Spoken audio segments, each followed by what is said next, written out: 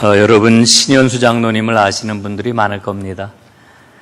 신 장로님이 저한테 종종 카톡을 보내시는데 며칠 전에 아주 긴 카톡을 하나 보내셨습니다. 그 글을 읽고 제가 감동이 되어서 여러분들과 좀 나누려고 합니다. 미국 시카고에 믿음이 좋은 목수 할아버지가 있었답니다.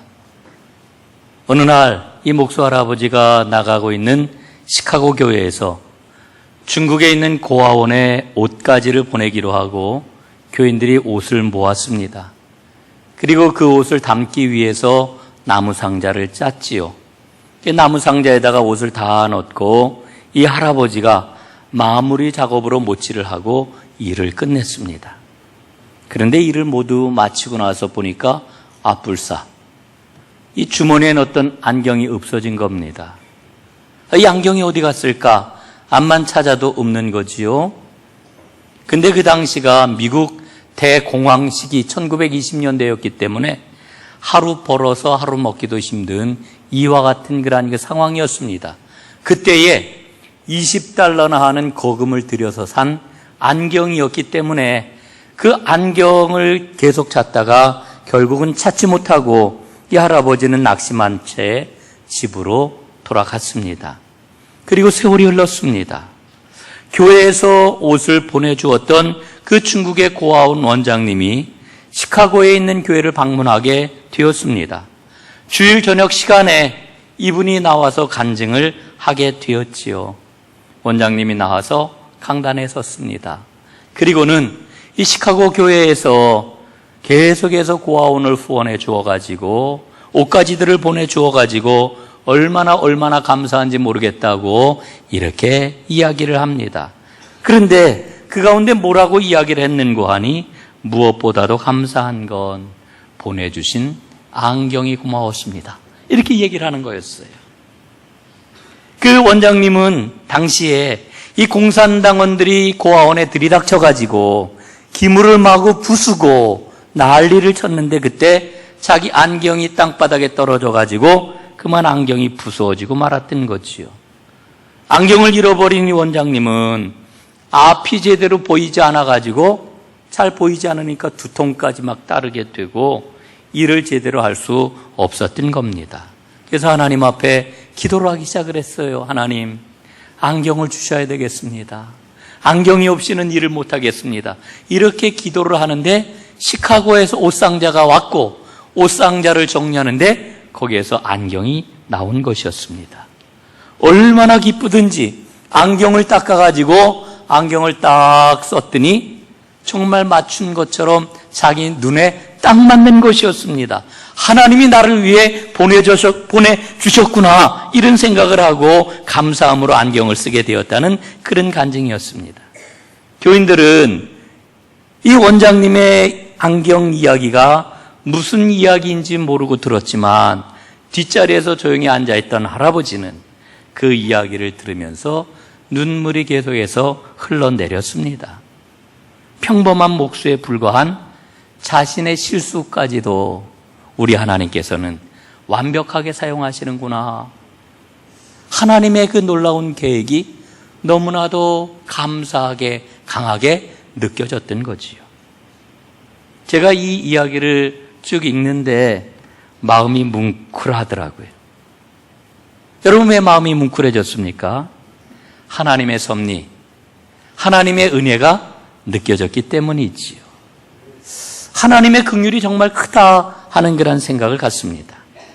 오늘 저는 여러분과 함께 주님의 긍휼에 대해서 은혜를 나누고자 합니다. 여러분, 만약에 하나님의 긍휼이 아니었다라고 하면 오늘 나는 어떤 모습을 하고 있을까? 우리는 어떤 모습을 하고 있을까? 그런 생각을 해봅니다. 여러분 오늘 본문을 보니까요, 예수님께서는 쉬고 싶으셨다라고 하는 것을 아주 강력하게 일러주고 있습니다. 예수님에게 얼마나 수많은 사람들이 몰려들었든지 음식을 먹을 겨를조차 없었던 거예요. 그래서 예수님은 제자들에게 말씀을 하십니다. 어디 가서 잠깐 쉬도록 하자. 쉬자는 거예요. 쉬자.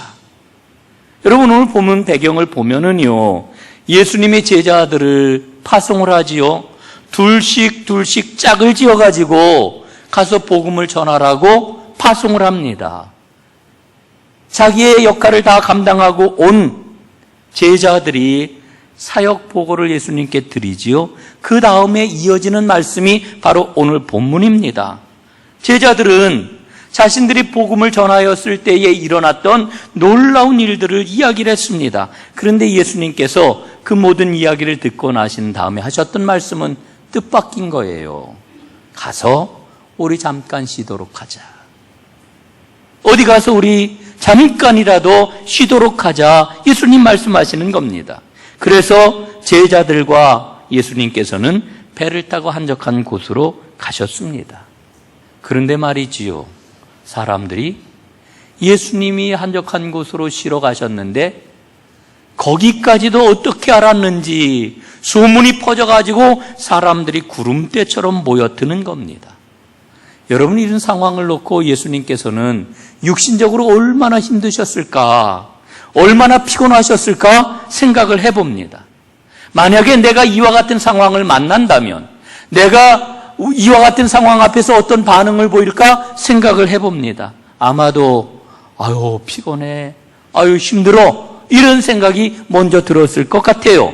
그런데 우리 예수님께서는 우리와는 전혀 다른 반응을 보이십니다. 34절 말씀이에요. 예수께서 나오사 큰 무리를 보시고 그 목자 없는 양 같음으로 인하여 불쌍히 여기사 이에 여러 가지로 가르치시더라, 이렇게 말씀을 합니다. 여러분, 예수님께서는 자기를 찾아온 이 사람들을 쫓아보낸 게 아닙니다. 불쌍히 여기셨습니다. 그것도 목자 없는 양처럼 긍휼히 여기셨습니다. 여러분, 양이라고 하는 짐승은 어떤 짐승입니까? 목자가 보호해 주지 않으면은 살아갈 수가 없는 짐승입니다. 목자가 돌보지 않으면은 낭떠러지에 떨어지든지 맹수의 밥이 되든지 꼼짝 못하고 죽을 수밖에 없는 운명을 가진 짐승, 이게 양입니다. 그런데 예수님께서는 당신이 쉬는 곳까지 쫓아온 사람들을 목자 없는 양처럼 불쌍히 여기셨습니다.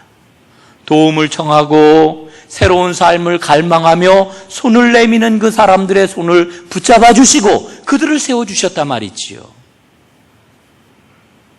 그런데 여러분, 이와 같은 예수님의 모습을 보면서 우리는 무거운 마음을 가져요.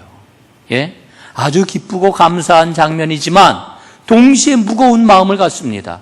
여러분, 무거운 마음을 갖는다고 제가 이렇게 이야기를 하니, 아니 목사님 그게 무슨 얘기입니까? 왜 무거운 마음을 갖습니까? 이유가 있어요. 우리는 예수님을 따르는 사람들이기 때문에 그래요.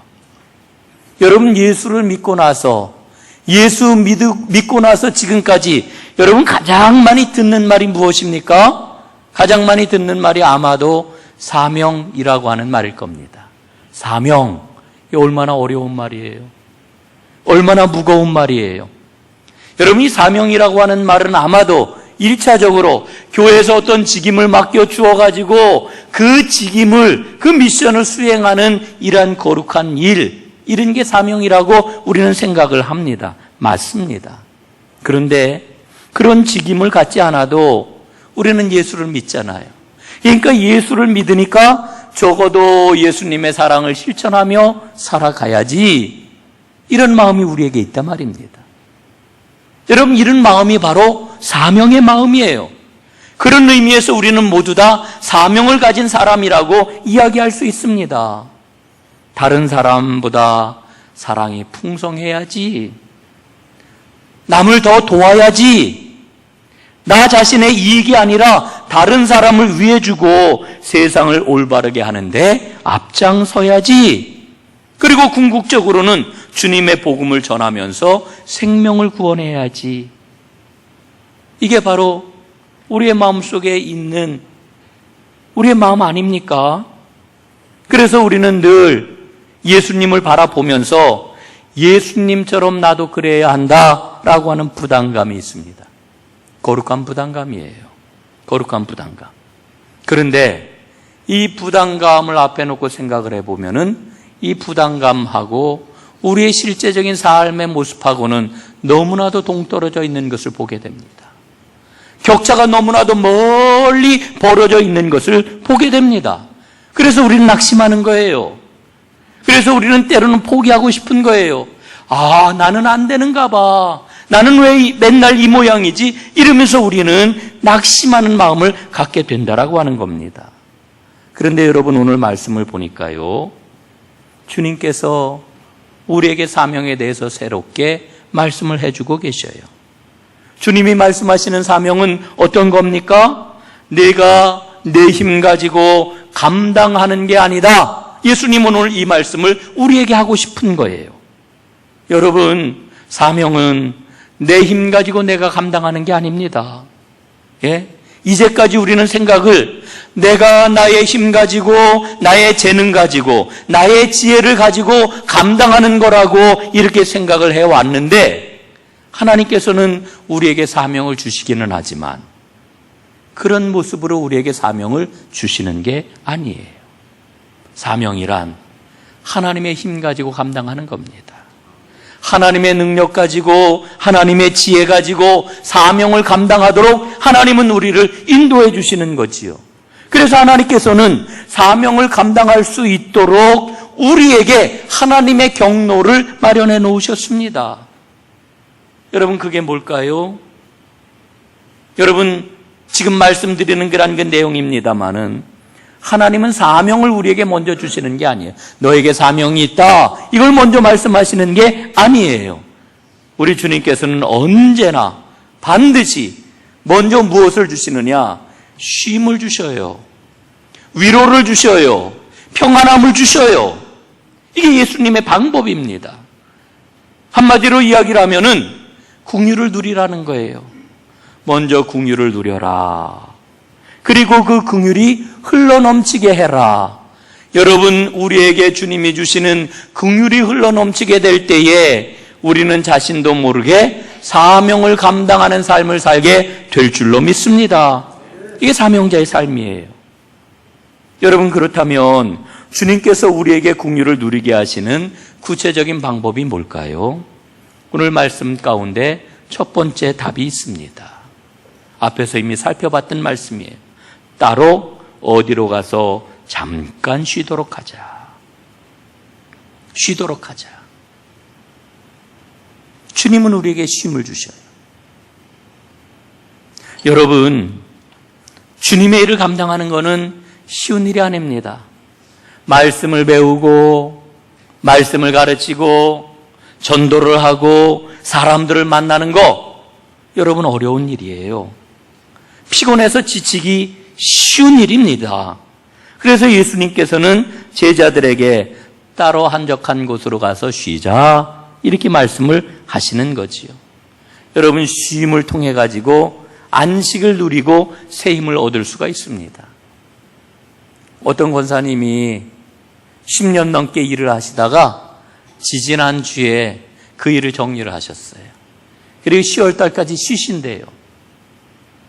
그래서 제가 잘 쉬시라고 말씀을 드렸어요. 지난 금요일 날 한방기도회 때 만나가지고 제가 여쭤봤더니 잘 쉬신대요. 그런데 말씀하시는 폼이 쉬는 게 쉽지가 않대요. 예?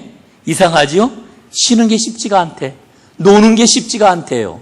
그래서 제가 뭐라고 말씀을 드렸느냐면, 잘 노는 게 하나님의 뜻입니다. 우리는 잘 놀아야 됩니다. 여러분, 정말 그래요. 우리는 잘 놀아야 됩니다. 우리 전농교회 예수 믿는 사람들은 잘 노는 사람들이 되었으면 좋겠습니다. 잘 놀아야 돼요. 여러분, 쉼을 통해서 하나님은 우리에게 새 힘을 주셔요. 구약 성경에 보면은 위대한 선지자 엘리야 이야기가 나오잖아요. 엘리야가 두려움을 가지고 도망자가 되었을 때에 그가 도망하다가 로뎀 나무 아래 쓰러지고 말았습니다. 도저히 일어날 수가 없는 상황이 되었습니다. 그런데 하나님께서 그때의 천사를 그에게 보내주시지요. 그를 어루만져 주십니다. 가란 목에 생수를 부어주십니다. 줄인 배에 먹을 수 있도록 떡을 그에게 공급해 주십니다. 그리고는 기운을 회복하게 하십니다. 그리고 그에게 힘을 내어 하나님의 산 호렙에 이르게 하십니다. 엘리야가 온전하게 회복이 되었을 때에 마침내 하나님께서는 이루시고자 하는 그 시대의 가장 중요한 사명을 그때서야 그에게 맡겨주시는 것을 봅니다. 여러분, 주 안에서 쉬십시오. 주 안에서 진정한 안식을 누리십시오. 이게 긍휼의 삶을 사는 겁니다. 두 번째로는 위로입니다. 위로. 예수님은 제자들을 위로해 주셨어요. 요한복음 14장에 보니까 예수님이 이렇게 말씀을 하십니다. 너희는 마음에 근심하지 말라. 또 그 다음에 보니까요, 나의 평안을 너희에게 주노라 말씀을 하셔요. 여러분, 예수님을 따라다녔던 제자들이 예수님과 함께 동거동락하면서 얼마나 힘들었을까, 얼마나 지쳤을까 생각을 해봅니다. 제가 대학교 4학년 때요, 얼마나 열심히 일을 했는지 몰라요. 예? 학생의 일을 이것저것 굉장히 열심히 했는데 한 8개월, 9개월 그렇게 하니까요, 그 나이 24살 한참 때인데도 불구하고 육신적으로 정신적으로 너무너무 피곤하더라고요. 정말 힘이 들어 죽는 줄 알았어요. 아마 예수님의 제자들도 만 3년 동안 예수님과 함께 다니면서 주님과 함께 동역을 할 때에 얼마나 지치고 어렵고 힘들었을까 생각을 합니다. 그런데 주님께서는 그와 같은 제자들에게 위로를 주시는 거예요. 사랑의 말씀을 해주시는 거예요. 주님께서 위로하시고 사랑의 말씀을 주실 때에 얼마나 큰 힘을 얻었을까 생각을 해봅니다. 여러분, 우리는 일이 힘들다고 생각을 하는데, 여러분, 사실은 우리가 평생 하는 그 모든 일들은 힘들지 않아요. 어떤 일이든지 다 감당할 수 있어요. 아무리 어려워 보이는 일이라 할지라도 우리는 다 그 일을 감당할 수 있어요. 정말 힘든 건 뭐냐 하면은요, 아무도 나를 이해해 주지 않는 거예요. 나 혼자 있는 거예요. 아무도 그 일이 어떻게 되는지를 모르고 있는 거예요. 여러분, 이게 힘든 거 아닙니까? 그렇게 마음이 힘들 때 나의 아내가, 나의 남편이, 혹은 교회 식구들이, 혹은 자녀들이, 친구들이, 동료가 그 어려움을 알아주고 그 마음을 어루만져주고 위로해주고 공감하고 나누게 될 때에 여러분, 힘이 생기잖아요. 이겨낼 수 있게 되잖아요. 그까짓 일이 힘든 게 아니에요. 여러분, 주님은 오셔서 우리를 위로해 주신단 말이에요. 내가 너희에게 위로를 주노니 너희는 근심하지 말라고 말씀하시는 거예요. 여러분, 우리 구속사 주님의 십자가 사역을 우리가 바라보면서 가장 중요하게 바라보는 사건이 하나 있습니다. 그 사건이 뭐냐 하면은 바로 최후의 만찬이지요. 최후의 만찬. 여러분, 최후의 만찬은 정말 주님께서 십자가 구속의 역사를 이루시는데 굉장히 중요한 의미를 갖고 있는 그런 사건입니다. 그런데 이제까지 우리는 그 최후의 만찬을 구속사적인 관점으로만 보아왔어요.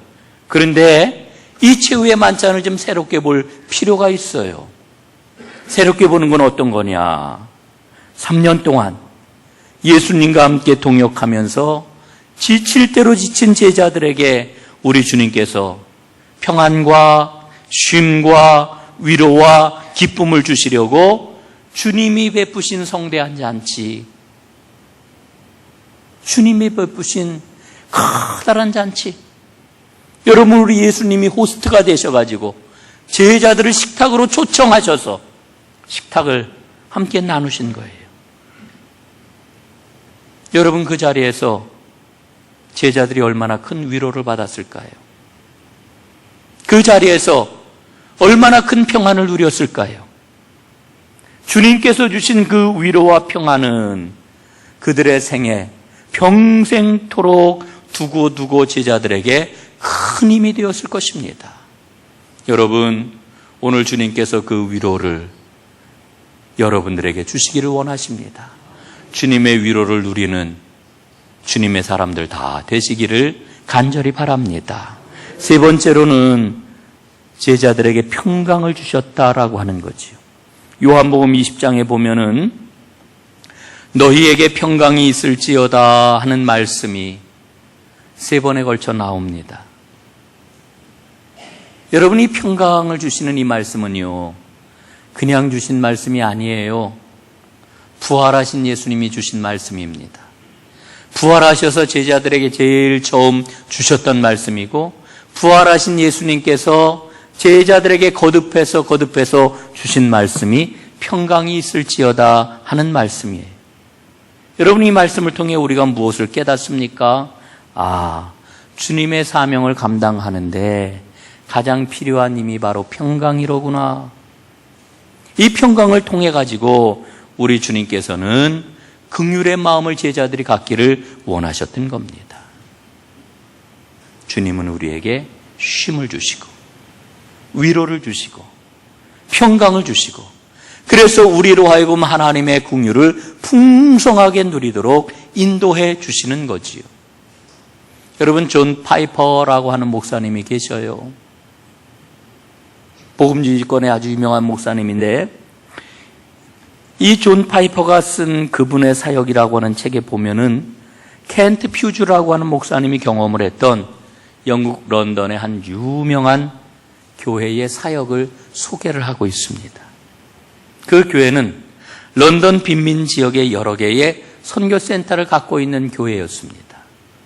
그런데 이 교회의 전통이 있어요. 그 전통이 뭐냐 하면은 해마다 새해 첫 주일이 되면은 이렇게 예배당에서 모여가지고 한 자리에서 예배를 드리는 게 아니라, 이것도 굉장히 저는 선교적인 도전이 되는데, 선교센터로다 교인들을 다 흩어지게 해가지고 각 선교센터에서 그 선교센터에 나오는 사람들과 함께 예배를 드리고 성찬식을 나누게 하는 거죠. 이게 전통이에요. 한 해는 그 교회 담임 목사님이 이제 어느 한 지역의 그 선교센터를 갔는데, 예배를 드리는데 보니까요, 한때 절도범이었던 사람이 회심을 하고 성찬을 받기 위해서 무릎을 꿇고 있는 것을 보았습니다. 여러분, 지금도 유럽 교회들은 성찬 받을 때 앞에 나와 성찬대 앞에서 무릎을 꿇고 성찬 받는 교회들이 많아요. 그런데 더 놀라운 것은 그 옆에서 또 다른 사람이 무릎을 꿇고 성찬을 받고 있었는데, 그 사람은 바로 몇 년 전에 그 절도범에게 유죄를 선고해서 감옥에 보낸 판사가 그 옆에서 성찬을 받고 있었던 겁니다. 담임 목사님이 그 모습을 보고 감동을 받았어요. 야, 하나님의 은혜가 크구나. 이 절도범에도 하나님의 은혜가 임해가지고 놀라운 변화가 일어났구나. 감동을 받았어요. 예배가 끝난 다음에 이 목사님이 판사에게 이렇게 물었지요. 성찬식에서 당신 옆에 무릎을 꿇고 성찬을 받는 사람을 보셨지요? 그랬더니 대답을 합니다. 그럼요, 제가 봤지요. 은혜 가운데 일어난 기적입니다. 이렇게 그 판사가 대답을 했어요. 그러니까 이 담임 목사님이 정말 그래요. 그 사람이 어떻게 그 죄악된 삶에서 자신을 돌이켜 회심을 했는지, 그리고 주님을 영접을 했는지, 그걸 생각하면 하나님의 긍휼이 그저 놀라울 뿐입니다. 이렇게 담임 목사님이 얘기를 했지요. 그랬더니 판사가 정색을 하고 이렇게 목사님에게 얘기를 했습니다. 목사님, 아닙니다. 저는 그 사람에 대해서 말한 게 아니고요, 저에 대해서 이야기한 겁니다. 저에 대해서. 절도범이 예수님을 믿고 예수님께 나온 것은 놀라운 일이 아닙니다. 그러나 저를 보면 정말 놀랍습니다. 저 자신을 보니까 정말 놀랍습니다. 저는 어려서부터요, 신사처럼 살아야 한다, 이렇게 배웠습니다. 저는 어려서부터요, 말한 것은 꼭 지켜야 한다, 이렇게 배웠습니다. 저는 어려서부터요, 교회에 꼭 가야 되고 기도해야 된다고 이렇게 가르침을 받았습니다. 저는 그렇게 살았고요, 열심히 공부를 했고 옥스포드를 나왔습니다. 그래서 변호사가 되었고 마침내 판사가 되었습니다. 저는 제가 해야 할 일을 모두 이루었다고 확신을 했습니다. 나에겐 부족함이 없다 이렇게 생각을 했습니다. 열심히 교회를 다녔고 예배를 드리고 기도를 했습니다. 그러나 저는 제 자신에게 그리스도가 꼭 필요한 분이라고 하는, 내가 죄인이라고 하는 것을 알지 못했습니다. 그런데 얼마 전 하나님께서 나에게 긍휼을 베풀어 주셔가지고 나에게 정말 필요하신 분이 그리스도라고 하는 것을 깨우쳐 알게 해주셨습니다. 은혜를 받게 해주셨습니다. 그래서 주님 앞에 나는 새로운 사람이 되었습니다. 이제는 옛날에 절도범이었던 그 사람이나 저나 동일하게 주님의 긍휼이 필요한 사람이라고 하는 것을 알게 되었습니다. 제가 그 사람과 함께 옆에서 성찬을 받는 것은 하나님의 큰 은혜입니다. 이게 바로 놀라운 은혜의 기적입니다. 이렇게 대답을 했다는 거지요. 여러분, 주님께서는 오늘도 우리에게 긍휼을 베푸십니다. 여러분, 이 긍휼이 누구에게 가장 필요할까요? 주님이 베푸시는 이 긍휼이 누구에게 제일 필요합니까? 저는 저에게 제일 필요하다고 생각을 해요. 오늘 이 자리에 계신 여러분들에게 주님의 긍휼이 필요하다고 저는 분명히 믿어요. 특별히 저는 예수님을 알고 있습니다. 이렇게 말을 하고 있지만 실상은 주님과 적당한 거리를 두고 주님과 피상적인 관계를 좁히지 못하고 믿음 생활을 한다고 살아가는 사람에게 주님의 긍휼이 절실하게 필요합니다. 우리 주님은 자유로우셔요. 긍휼을 베푸시는데 어떠한 제약도 없어요. 오늘 저는 여러분들에게 정말 마음을 다하여 간곡하게 권해드립니다. 주님께 간구하십시오. 주여, 저에게 긍휼을 베풀어 주옵소서. 주여, 저를 불쌍히 여겨 주옵소서. 여러분, 하나님의 긍휼이 아니고서는 우리는 하나님의 사람으로 살아갈 수가 없어요. 우리가 하나님의 사람으로 살아가는 것은 긍휼의 마음을 가지고 살아가는 건데 하나님의 긍휼을 체험하지 않고서는 긍휼의 마음을 가질 수가 없는 거리요. 오늘 말씀 다음에 이어지는 부분이 오병이어 기적을 베푸시는 사건 이야기입니다. 그런데 그 말씀을 보면은 예수님께서 제자들에게 이렇게 말씀을 하셔요. 너희가 먹을 것을 주어라. 37절. 너희가 먹을 것을 주어라. 여러분, 이 말씀은 정말 이상한 말씀입니다. 예? 지금 5,000명도 넘는 엄청난 사람들이 먹지도 못하고 지금 기갈에 이제 빠져가지고 어찌할 바 모르고 있는데 예수님께서 제자들에게 먹을 걸 주라는 거예요. 여러분, 제자들이 돈이 있습니까? 제자들이 먹을 것을 쌓아두었습니까? 아무것도 없는 빈털터리들이에요. 그런데 예수님이 제자들에게 먹을 걸 주라는 거예요. 여러분, 이렇게 말씀하시는 까닭이 어디에 있습니까? 그 이유는 오직 하나입니다. 긍휼의 마음을 가져라. 긍휼의 마음. 불쌍히 여기는 마음. 주님께서는 그 무리들을 보시고 긍휼의 마음을 가지셨거든요. 불쌍히 여기는 마음을 가지셨거든요. 그래서 그들을 먹이셔야 되겠다 이렇게 마음을 먹으셨거든요. 제자들에게 긍휼의 마음을 가지라는 거예요. 사랑하는 여러분, 불쌍히 여기는 이 긍휼의 마음이 우리의 마음이 될 수 있기를 바랍니다. 주님께서는요, 여러 경로를 통해서 우리에게 긍휼을 베푸셔요. 아내를 통해서 베푸시고, 남편을 통해서 베푸시고, 자녀를 통해서 베푸시고, 친구를 통해서 베푸시고, 직장 상사나 혹은 부하를 통해서 베푸시고, 교회 안에서는 우리 권사님이나 속장님을 통해서 베푸시고 목사님을 통하여 베푸십니다.